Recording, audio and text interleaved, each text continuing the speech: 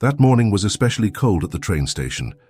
Sarah, a young woman accustomed to facing life's adversities, walked briskly towards her job, a small cafe located downtown. Her eyes were alert to every detail around her, always on guard, as life on the streets was not easy.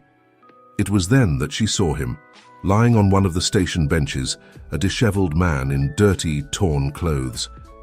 Something about him caught Sarah's attention. He was unconscious, seemingly having slept there all night. With a compassionate heart, she approached. "Sir?"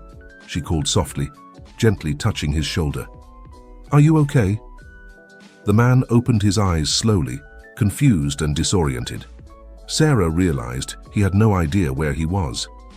"Who are you?" he asked, his voice hoarse with thirst and exhaustion. "My name is Sarah," she replied, trying to stay calm. "You're at the train station. What's your name?" The man blinked several times, trying to remember, but it was useless. He didn't know. Sarah, with her kind nature, decided to help him. "Come with me," she said, offering her hand. "Let's get you something to eat and drink. Maybe it will help clear your mind." Sarah took the man to the cafe where she worked. The owner, a kind-hearted man named Peter, always willing to help, allowed him to sit at a table while Sarah prepared a hot meal. "You really don't remember anything?" Sarah asked, placing a bowl of soup and a cup of tea in front of him. "Nothing," he replied with a lost look. "It's like my mind is blank." As he ate, Sarah watched. There was something familiar about this man, but she couldn't pinpoint what. She decided to investigate later. Maybe someone in town would recognize him. That night, after her shift, Sarah decided to take the man to her home. It wasn't much, just a small rented room, but it was warm and safe. "You can stay here until we figure out who you are," she said, arranging a blanket for him. He nodded gratefully, still clearly confused and troubled. Sarah couldn't take her eyes off him, feeling that she was involved in something much bigger than she could imagine. In the following days, Sarah and the man, who came to be called John, tried to uncover the mystery of his identity. Sarah asked around in shops, at the market, and even at the police station, but no one seemed to know him. John still couldn't remember anything. One morning while Sarah was at work, a well-dressed man entered the cafe. He seemed out of place in such a simple environment. He looked around and then saw John sitting in a corner, looking out the window. "It's him!" the man exclaimed, rushing to the table. Sarah, startled, ran to intervene. The man introduced himself as Charles, a lawyer from the big city, and claimed that John was his client, a very wealthy businessman named Edward.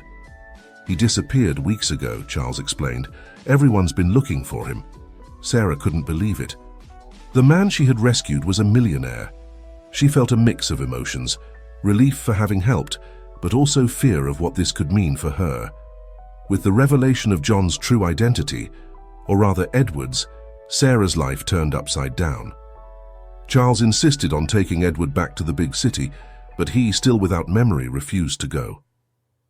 "I feel safe here with Sarah," Edward said, looking into her eyes. "I don't want to go." Charles, visibly irritated, tried to convince Edward in every way, but it was useless. Sarah, for her part, was torn. She wanted Edward to regain his life, but feared losing him. "Maybe it's better if you go with him," Sarah suggested one night, as she made up the improvised bed for Edward. "It might help bring your memories back." "I don't want to go," Edward insisted. "I feel like this is where I'm supposed to be." Over time, the closeness between Sarah and Edward grew. He began to help out at the cafe, trying to adapt to his new reality, while Sarah endeavored to help him remember his past. Days passed, and Edward began to show signs of his old personality, although the memories were still fragmented. He started to recall small things: a song, a scent, the feeling of being in a certain place. Sarah noticed that each memory brought a bit more pain and confusion. "Why does it hurt so much to remember?" he asked one day as they walked through the park. "Maybe because you've lost so much," Sarah suggested, "but it could also mean you have a lot to gain now." Meanwhile, Charles didn't give up. He returned to the cafe regularly, trying to persuade Edward to return. On one of these visits, he brought a woman, Maria, who claimed to be Edward's wife. "He's my husband," she declared, holding Edward's hand tightly. "He has to come home." Sarah felt a pang in her heart. Was it true? Edward seemed even more confused, looking from Maria to Sarah, not knowing what to think. "I need time," he said finally, letting go of Maria's hand.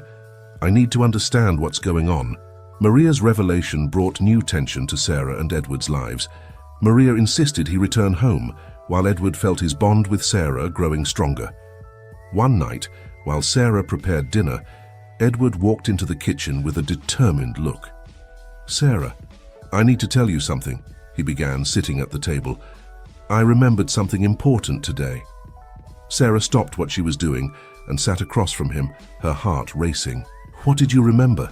she asked anxiously. "I remembered an accident," he said, his voice trembling. "I think that's why I lost my memory.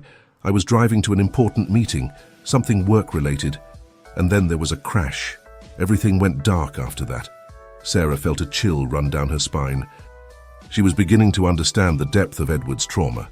"That makes sense," she said, trying to stay calm. "But there are still many questions. Who was with you? Why didn't anyone come looking for you sooner?" Edward shook his head, frustrated.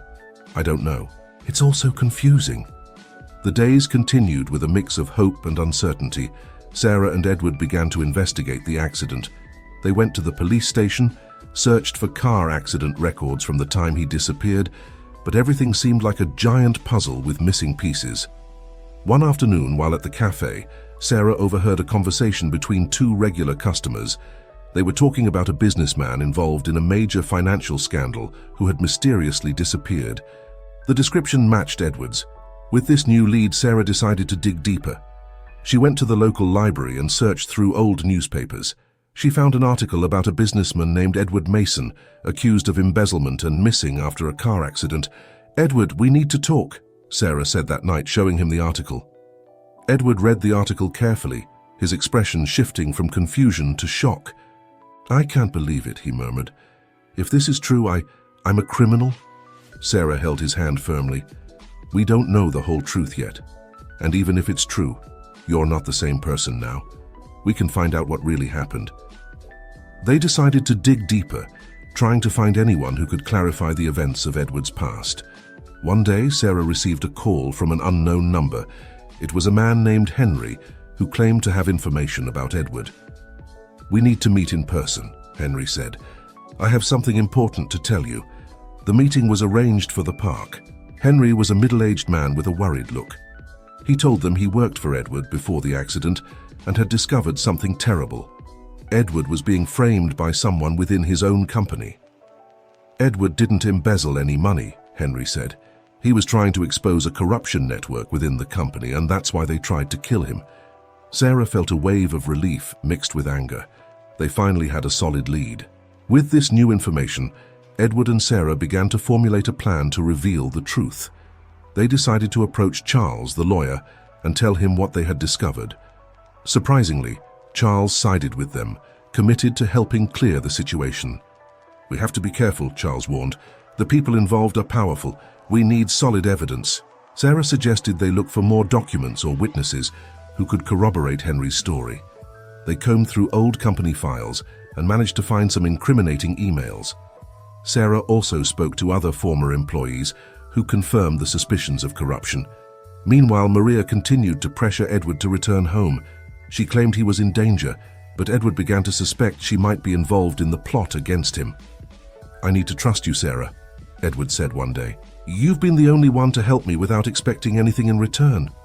Sarah was touched by his trust, but knew they were dealing with something very dangerous. Finally, they decided it was time to confront Maria. They called her for a meeting at the cafe with Charles present. "We know the truth, Maria," Sarah began, her voice firm. "We know Edward was trying to expose a corruption network and that he was framed." Maria turned pale but maintained her composure. "That's ridiculous," she said, trying to sound offended. "Edward, don't listen to them. They're trying to manipulate you."